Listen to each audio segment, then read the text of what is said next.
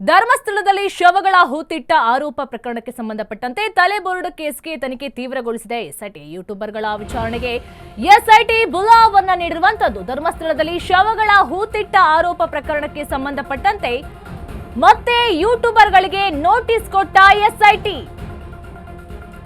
ಚಿನ್ನಯ್ಯನ ಸ್ವಇಚ್ಛಾ ಹೇಳಿಕೆ ಮೇಲೆ SIT drill ಅನ್ನ ಮಾಡ್ತಾ ಇದೆ. ಸಮೀರ್ ಸೇರಿ 5 ಯೂಟ್ಯೂಬರ್ಗಳಿಗೆ ಬುಲಾವನ್ನ ಕೊಟ್ಟಿದೆ. ವಿಚಾರಣೆಗೆ ಹಾಜರಾಗುವಂತೆ ಎಸ್ಐಟಿಯಿಂದ ನೋಟಿಸ್ ಕೂಡ ಬಂದಿದೆ.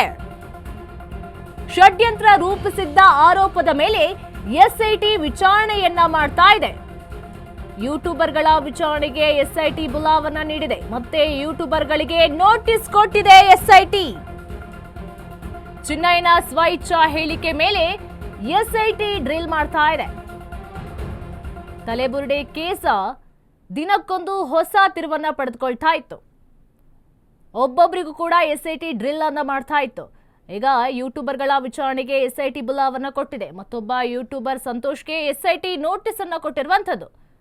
ಯೂಟ್ಯೂಬರ್ಗಳ ವಿಚಾರಣೆಗೆ ಎಸ್ಐಟಿಯಿಂದ ಬುಲಾವ್ ಸಿಕ್ಕಿದೆ.